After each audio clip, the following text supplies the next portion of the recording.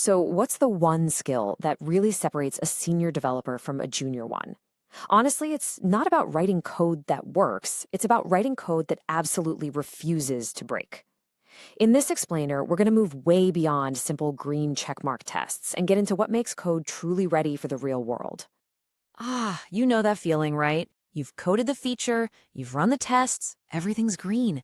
You feel pretty good about yourself, ready to merge and deploy. It's a great moment, but we all know what sometimes happens next. And there it is, the dreaded alert, the one that tells you your beautiful, perfectly tested code just fell apart in the wild. It's a moment every single one of us has faced, so let's figure out why it happens and, more importantly, how to stop it for good.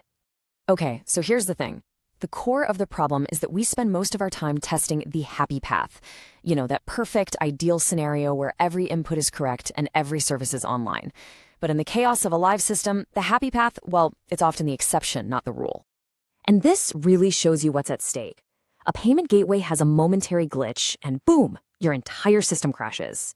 An API you depend on sends you a null value when you never expected it, and your service just breaks. Or a user enters an emoji where a number should be, and suddenly you're getting totally wrong results. These aren't just academic examples, folks. This is the real messy stuff that happens every day. The solution isn't just to write more tests. It's about a whole different way of thinking about testing. It's about building a safety net around your code so that it doesn't just survive the real world, it can actually handle it gracefully. We call this production safety. To get to this level of safety, you really have to flip your mindset. You need to stop trying to prove your code works, and instead, you have to actively start trying to break it. And it all begins with asking yourself one simple, powerful question. This right here. This is the question that's just constantly running in the back of a senior developer's mind. With every single line of code, every function, every API call, they're always thinking, okay, what are all the different ways this thing could possibly fail on me? And when you start asking that question, you inevitably start discovering edge cases. See, an edge case isn't your normal everyday input. It's that weird, unexpected, or extreme situation that really pushes your system right to its limits. Just look at these examples. They seem almost too obvious, don't they? Nulls, empty strings, zeros. But the reason they catch us out so often is because they challenge our hidden assumptions. We just assume we'll get good, clean data. And that assumption is exactly what gets us into trouble. All right, so we get the what and the why. Now let's get our hands dirty and talk about the how. How do we actually write tests that are smart enough to catch these problems before they ever see the light of day? Now, this is a perfect example of that junior to senior shift.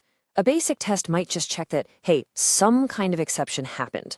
But that's not nearly good enough. I mean, what if it's the wrong exception for the wrong reason?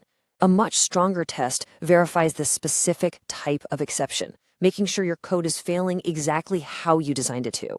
So here's the big takeaway. Be specific. When you check for the exact exception type and even the message, you're not just proving that your code failed, you're proving it failed for the right reason. It's such a small change in your test code, but it makes a massive difference in how much you can trust it. Okay, let's level up.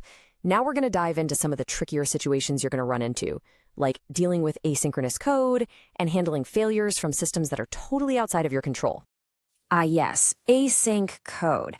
This is a huge one.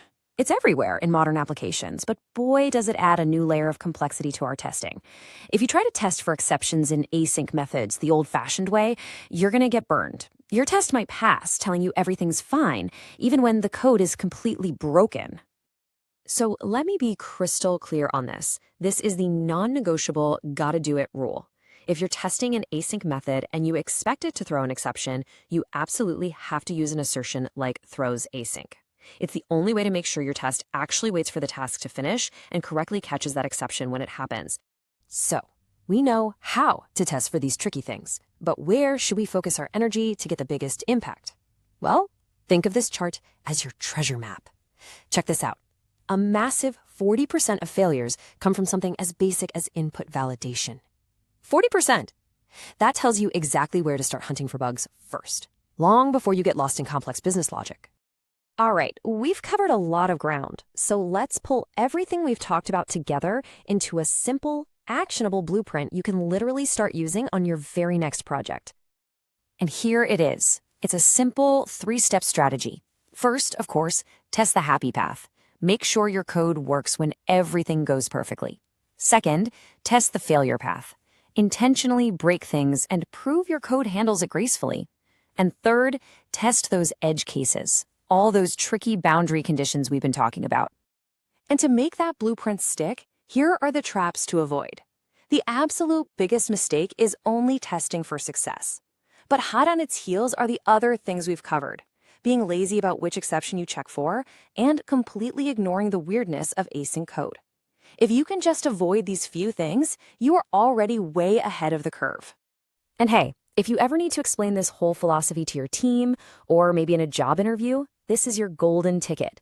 It's all about ensuring your system is stable by proving it behaves correctly, not just when things go right, but especially when things go wrong. So I'll leave you with a little challenge. Go back to the code you're working on right now and ask yourself this one question. What is the most dangerous, unwritten assumption I'm making in this code? Go find it, write a test for it, and you'll be one giant step closer to building truly unbreakable software.